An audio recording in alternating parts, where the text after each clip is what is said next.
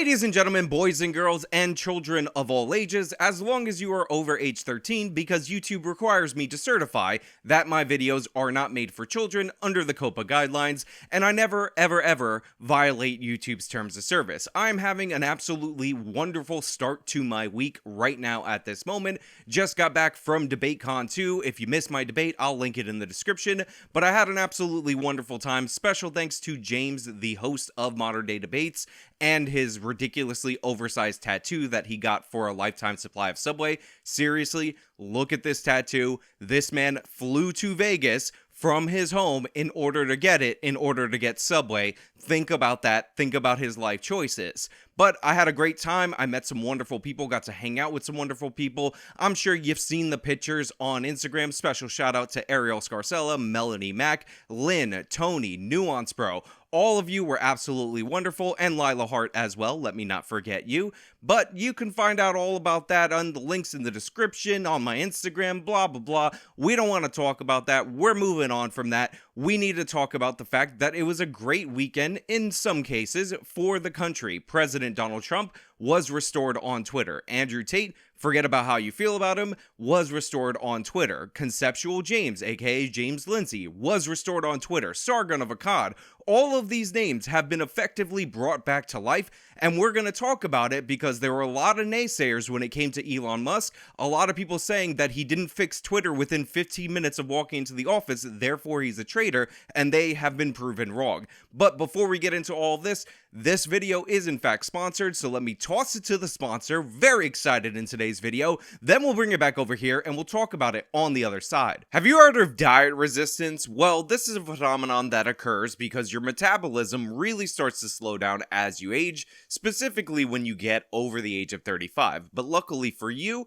I have a bit of a cheat code for you. I have something that will aid you in your journey with the keto diet, and that of course is Keto with Justice. This amazing keto powder can help you, as it's helped thousands of people lose weight faster and get that off by prolonging a state known as ketosis. And the great thing about Keto with Justice is that you could actually try this powder for 60 days risk-free, and if you're not satisfied, send it back. Go over to ketowithjustice.com right now and you could get it at 51% off. That's ketowithjustice.com, ketowithjustice.com. So as many of you well know, Elon Musk bought Twitter. It was about a $50 billion purchase, kind of a really big deal, and he decided that he bought it because he wanted to make it a more free speech oriented platform. Well, I think it's very important for there to be an inclusive arena for free speech where all, Twitter has become kind of the de facto town square.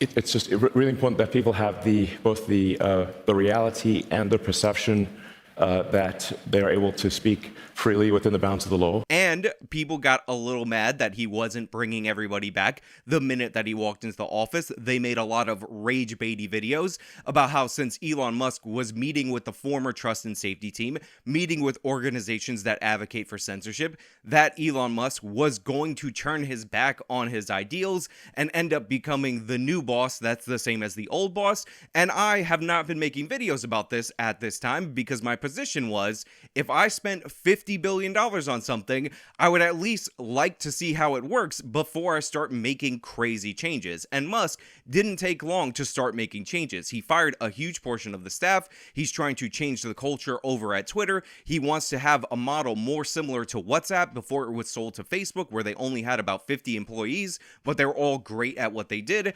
And little by little, he started inching towards the position where he can actually fix the platform. And one of the more exciting changes that he made to the platform was the launch of Twitter Blue, where you can get verified if you pay $8 a month, which, by the way, since it wasn't Android available and I am not an iPhone user, I actually had to buy through my fiance's phone, and luckily I did because I bought it just hours before he closed the program due to a bunch of left-wing people like Kathy Griffin and Ethan Klein, H3H3 Productions, using that feature in order to impersonate Musk, thus causing him to temporarily shut down the program, along with other unrelated non-political impersonations. and that program has been set aside, but since I paid for it, since I got in, I was able to verify my account. Now, I know a lot of people think verified people are elitist, and in fact, verified people think verified people are the elite the most of all, but for me, this is absolutely crucial because from time to time when I would go out to events, I would meet up with people who said that they tried contacting me for interviews, or they tried contacting me for sponsorships, and I realized that because I could not get verified on Twitter, because Twitter verification essentially advantages established entrenched companies, I was actually losing money and opportunities because the people were actually messaging inadvertently people under the Twitter handles or under the name Sean Fitzgerald rather than my Twitter handle, which is at IamSean90. Go over and follow me on there. So I actually thought Twitter Blue was amazing, especially because the old verification regime was so biased and so tilted in the favor of the left wing. I mean, there are so-called journalists with 2,000 followers who get nowhere near the monthly reach that I get on this channel that are verified just because they happen to work at ABC writing articles about how to trim your cat fur, make it into a ball, and use that ball as kindling so that you can burn down your studio apartment because your life is so sad, lonely, and depressing because you are a low-tier journalist over at ABC or CBS. So the Twitter Blue thing was absolutely amazing. I can't wait for it to be brought back. Obviously, there were some problems with it, but whenever you're actually making substantial changes, obviously there's going to be some level of backfire. You know how many times a company has updated their product or something like that, and it's not worked out 100% well 100% of the time? Of course this happens. There are shakeups in companies all the time, but overall, in spirit, it was absolutely wonderful. Also, because Alexandria Ocasio-Cortez is melting down that you, the dirty plebs who pay $8, can end up in her verification feed, I think it's absolutely worth it. It just goes to show you how entitled these people are, even though the reason they're verified is because they're a member of Congress, and as a member of Congress, theoretically, you're supposed to communicate with your constituents. She's really mad that she can't have her elite club of only journalists and non-unverified plebs in her verification feed because you were able to pay the $8. But that was just the beginning, because Elon Musk has also restored a lot of prominent right-wing accounts that were banned due to the fact that Twitter's terms of service was heavily tilted towards the left wing, and they were trying to clamp down on opposing views in order to forward the agenda of the Democratic Party. Obviously, the most notable person on the list who was restored after a poll Elon Musk conducted on his own Twitter account is former President Donald J. Trump, who, by the way, of course, has not tweeted once on his account post it being restored, which is actually pretty funny because if you look over at his account, one of the last tweets on that account is him condemning violence in video form, and of course, that is the violence of the January 6th riot. Where were you January 6th? I was in a car dealership trying to buy a car, and then all of a sudden, when the car dealer man was trying to tell me that the frame damage was not a big deal, you just get frame damage from parallel parking, you should definitely buy this car at full price, even though its report says it has frame damage, I looked up on the TV and what did I see? I saw a Republic get frame damage. I saw democracy worldwide being threatened because January 6th was the worst day in American history, the darkest time for democracy. You know how the Washington Post says democracy dies in darkness? That's exactly what was happening on January 6th. It's exactly what did happen. Where were you January 6th? Where were you January 6th? Let me know down in the comments, down in the comments, down in the comments. Where were you? Where were you? Now, even though former President Trump hasn't tweeted at all on his account, he hasn't made any moves from Truth Social back to over to Twitter, likely due to the fact that he has some kind of contractual obligation not to do so, people have been freaking out. And of course, the Russiagators are back, and a Russiagator seems to believe that the Russian government must have manipulated the poll, which by the way ended up breaking down 52-48 in favor of President Trump being restored, because as we all know, the Russians are hacking every single election, and Russian bots are truly the true problem in the United States of America because they totally hacked the 2016 election, collusion, whatever, don't worry about it, definitely Russia. This person over on the news 100% stable. Trust him, he's 100% right. Now, it would be one thing if just prominent accounts were being restored, if just notable people at the level of a former president or somebody who rocketed himself up into fame like Andrew Tate got their accounts back, and the rest of us, the plebs, the people who were banned for reasons unknown and not a lot of media attention was paid to it, were left to stay dead in terms of Twitter. But that is not the case. Twitter is bringing back the accounts of YouTubers, independent journalists, all these different people that were banned without real justification under the old regime are all coming back to life one by one, and I'm 100% here for it. Savannah Hernandez, friend of the channel, we've talked about her from time to time, and I've told you to go over and subscribe to her YouTube channel, did finally get her Twitter account restored, the original Twitter account, which of course was banned after President Trump retweeted one of her videos for ban evasion. Needless to say, because that was her original account, she was definitely not banned due to the fact that she was actually a ban evader. However, her requests to get restored were to no avail up until Andy No, it appears, retweeted a call to bring her back, and now Savannah is back on the platform. Rakita Law, somebody that I don't know personally, but who a lot of you like, who was banned off of YouTube and off of Twitter over some crazy Keffels drama, actually ended up getting his account restored as well. And I believe one of the reasons why he was banned is because Keffels tried to rally people to file formal complaints against him, so harass him in the real world, in order to get his law license taken away, and he decided that he was going to publish on his website the full text, including the names of the people who went out of their way to ruin his life, get his license taken away, and Twitter and YouTube decided all of a sudden that that was doxing, even though this was public information, and they were going to remove him, and he got his YouTube channel back, but now he has officially gotten his Twitter account back. Congratulations to Rakita Law and many others like Sargon of Akkad. Sargon's been banned since 2016. I don't even remember fully what he did in 2016, but guess what? His account has been restored, all the balance to the force has been brought back, and Sargon of Akkad shall be welcomed with good graces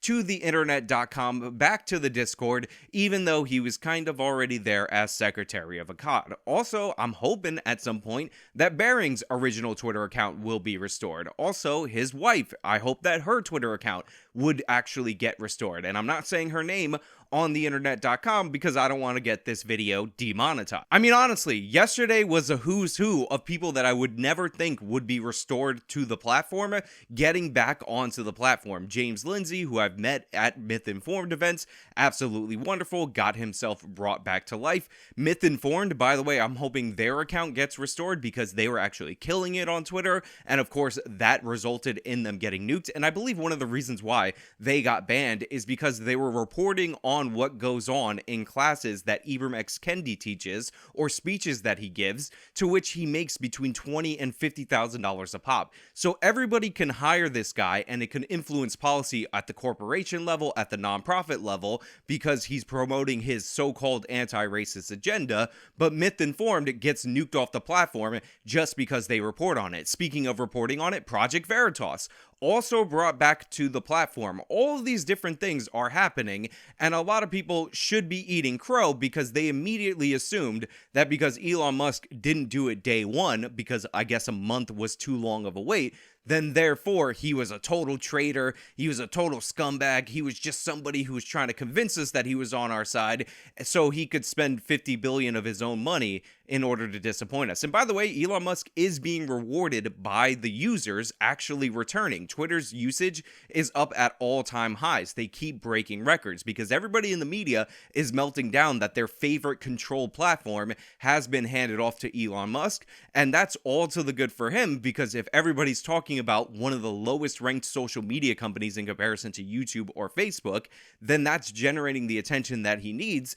and that's going to force advertisers who Elon Musk, give him credit, is standing up to, back to the table. Now, all is not good in the world of Elon Musk Twitter. All of his decisions I have not fully agreed with, and there's one in particular we're going to talk about in a minute, but I do want to point out that there is a chance that Apple may be striking against Elon Musk, trying to remove Twitter from the App Store, because this is what they do when they realize that the market forces on their own can't force you into compliance with censorship. So we might actually see Apple block Twitter Twitter from being downloadable on iOS, which is absurd in every possible way, due to the fact that Apple ideologically disagrees with Elon Musk. I think this is ridiculous for a number of reasons. First and foremost, Twitter has always unusually prioritized Apple iPhone over Android, so people who are really serious about using Twitter overwhelmingly favor Apple products, and for Apple to knife them in the back, as it looks like might actually be coming up,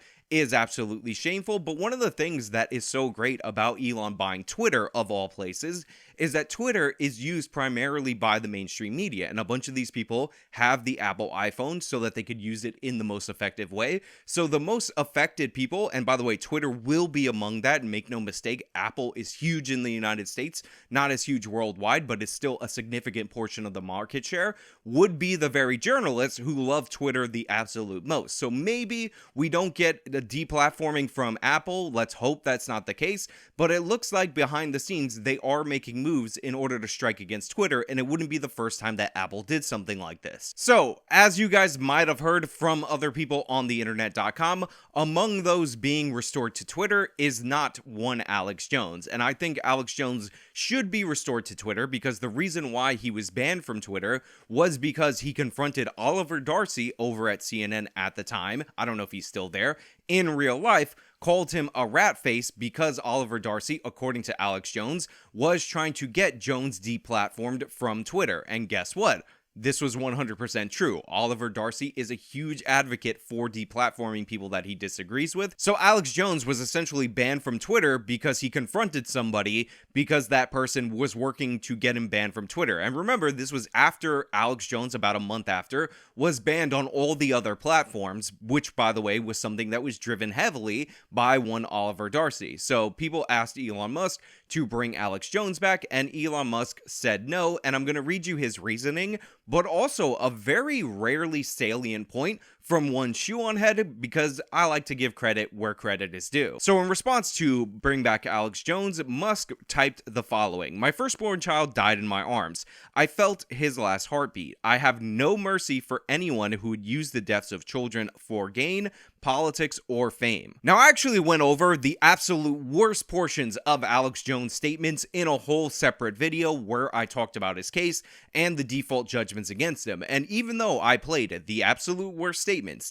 that I would not have made about that case, I came to the conclusion that every single statement was defensible under a defamation law. Every single statement was defensible in terms of harassment. There might have been some that you could have taken to the trial phase, but for the most part, the things that are put on Alex Jones are just not the case. Did he, in fact, spread the Sandy Hook conspiracy? 100% he did, but was he the primary driving force behind this? No, and the fact that he was being held responsible for the actions of other people, and the fact that people who were not even named by Alex Jones, including an FBI agent who Alex Jones never mentioned, were able to sue and able to get default judgments due to the fact that the courts demanded so much discovery from Jones, and Jones says he didn't have it, although, you know, who knows about Alex Jones, but let's just go with that for a second. That is insane. And the fact that he was billed almost $1 billion in compensatory damages in the Connecticut default judgment, and that doesn't even include the punitive damages, which at one point could have gone up based on the multipliers on the compensatory damages to 2.5 trillion, is absurd. You're basically trying to kill this guy. And by the way, the lawyer for the case, at least the default case in the state of Texas, made that position clear. His goal is to ruin Alex Jones's life. What do you think he deserves at the end of this road? To no longer be in public life, right? Like, I don't... People have been like, oh, you're out to destroy Alex Jones. I don't want to destroy him. I don't care. If he wants to work at Safeway or manage a Sprint store, I don't care. I feel the right amount of justice is you should not be able to commercially market yourself as a public figure anymore. Like, you should exit the American stage. That's what I think is the correct result. Or at least that's what I think is the most utilitarian good result. But the money's not even really the question for me. The question is, will this be successful at stopping him from being on the national stage? And my worry is, like we said in the courthouse, is it won't be, because the cameras will still follow him. Like, he can lose all of his money. He gets out there again on the bullhorn, and he starts building it right back up. Now, I don't expect Elon Musk to know all of this. It is not his job to know everything about everyone who's ever been banned on Twitter. And in fact, me, who actually did a video on the specific statements and whether or not I thought they were proceedable, even though I thought they were all defensible in a court of law, didn't know all this information until I got comments from you guys that told me to look into this aspect or that aspect of the case so that I could understand exactly how much Alex Jones was being railroaded, exactly how much his case is different from other cases involving other media outlets. So again, if I didn't know all of this when I made a video about it, I don't expect Elon Musk to know all of this when he was responding to a tweet. However, what I do expect is for somebody who says that they are principally in favor of free speech to give a principled response to the request to bring Alex Jones back. And if you're not going to give a principled response, what I would expect is for you to at least give me a compelling, practical response. Now, what do I mean by that? Well, it is undeniable, and even Alex Jones will admit this, that Alex is toxic at the moment. Advertisers run away, and there's all these pressure campaigns in order to keep him off every single platform on the internet. This is one of the reasons why, and I give credit to Alex for this. Alex said, don't worry about getting me back on the air. It's important that Elon Musk fixes Twitter overall because that can create an environment in the future and a culture of free speech where maybe he could be brought back later. This is criminal. Even Senator Josh Hawley yesterday brought this up to the head of DHS Mayorkas and said, you're helping run the censorship and you're surveilling the American people and telling big tech who to censor. So Elon Musk has the EU threatening him not to bring back Alex Jones and Donald Trump. He has DHS behind the scenes with a bunch of moles inside his organization. There's a question right now on whether Twitter will even be able to continue on to the future because all of the sabotage. So as I said in the last month with this buildup, I want to see Twitter freed overall first and to see if Musk can even get control of it before we talk about Donald Trump or Alex Jones being brought back. So don't put all your eggs in Elon Musk's basket, but support him trying to free up Twitter, and don't blame Musk at the end of the day because he didn't bring me back. I'm the most controversial figure in the world because I'm the most threatening to the New World Order. So don't expect him to bring me back day one when he has to first get control of the platform before he can even think about that. I think that's totally fine. I think that's a totally fair explanation. And considering that Alex Jones is so toxic that might cause Apple and Google's Android platform to block Twitter from their app stores, I think this is totally reasonable and sensible. And because Twitter still runs on advertising dollars, even though you can deal with a little bit of alienation from the advertisers, bringing Jones back at this early stage could possibly nuke all the advertisers from Twitter, thus cutting off their revenue stream. And in reality, the subscription model is nowhere near where it needs to be in order to support Twitter as the company. I mean, right now, you can't even have new signups for the subscription model, so there's no way that you can create a scenario where it works out for you to bring back Jones if the cost of that is losing all your advertisers. Now, that's not a principled stance. I fully acknowledge that. That's not something I would write home about, but that practical explanation for this moment would be something I would be willing to accept from Elon Musk, especially when we see all the other signs that we've seen from him that he's actually committed to bringing back some of these accounts and making Twitter an overall better place, and more importantly, a distinct place ideologically from the other big tech giants. But his response was just emotional nonsense. His response, and I do feel bad for him, and I am sorry for his loss, is totally insufficient when we're talking about either principles or practicals when it comes to the platform. And Shoe on Head, in a very rare, salient, cogent point, nails him on this. Your story is heartbreaking, but this is literally just confirmation that you're making the rules based on how you personally feel about things. No mercy for, okay, Mr. Merciful Billionaire. God, can you just run a website? Shoot really needs a comma right here.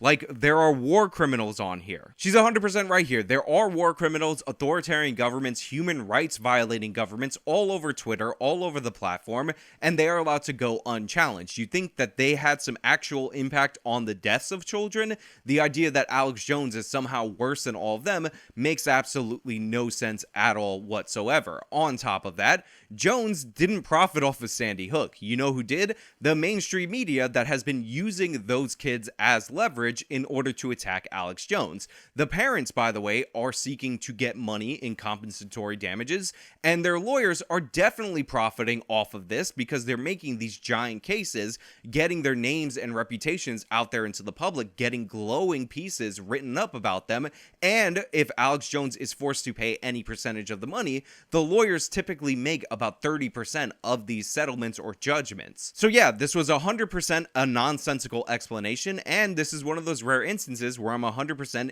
in agreement with Shoe on Head. And of course, people on the left are melting down because she made a coherent take on a political issue, and you definitely can't have that among your new group of woke friends. Now, with all that being said, this is great. It's fantastic. It's A+, first class all the way, except for the bad explanation related to Alex Jones. Accounts are being restored, users are going up, but most importantly, Elon Musk is standing up strong to the advertisers, and there are some signals that advertisers will likely return to the platform because there's more eyeballs and more attention being played to the platform than ever before. And once Elon Musk proves that standing up to the advertisers is a viable model, that actually is him winning in the most important way. Because what a lot of people don't realize is that these social media companies like YouTube, Facebook, all of them use the idea that advertisers will be pulled out to make the case that is within their fiduciary responsibility to bend the knee to all of these woke organizations and censor whoever they want censored. But the thing is, if Musk proves that that's not the case, that advertisers will go where the eyeballs go, then all of a sudden you have to have pause because of that fiduciary responsibility if you try to do the same thing as a publicly traded corporation. Because then people can challenge your intent in not dealing with the advertisers in the way that Musk and Twitter did, and you end up in a situation where it looks like you're putting ideology above your fiduciary responsibility to be profitable, and that will actually produce the changes that we want to see across other social media platforms. This is the number one reason why they fear him. It's not just that he bought the journalist's favorite platform, although that definitely plays into it. It's the fact that he's standing strong against the advertisers, and if he can prove that this is a more profitable model, that's going to lead to other companies being forced by law, according to their fiduciary responsibility, to follow suit. Remember, despite what anybody tells you, when the adpocalypse happened, when YouTube gave in to all the advertisers and the pressure from left-wing groups and started demonetizing people, started banning people, YouTube was responsible for over half the video views in the world. They got billions upon billions of views. There was no way that those companies who were advertising on YouTube were going to want to not advertise on YouTube long term. YouTube could have taken a stand for creators, but they didn't. They sold out a bunch of creators, they changed their rules, and that created a pattern where the advertisers can create a reaction, or woke groups can create a reaction, get YouTube scared, and get them to clamp down each and every time. They never had to do any of this. If they would have stood up, if they would have stood with their creators, YouTube would be thriving still, even if the advertisers had to pull out for a little bit. They didn't need to concede. They had all the leverage in that situation because this is prime real estate for advertising, and if somebody's going to pull out, guess what? Those slots open up for other people. And the same is true for Facebook, the same is true for Instagram, which is owned by Facebook, which is owned by Meta now, which is a ridiculous name, and all the other companies down the line. But again, those are just my thoughts. Let me know your thoughts down in the comments below. If you like this video, show them by leaving a like, subscribe for more content, follow me on all my social media, support me via the support links in the description. This has been me talking about Elon Musk, bringing people back to life on Twitter. Till next time.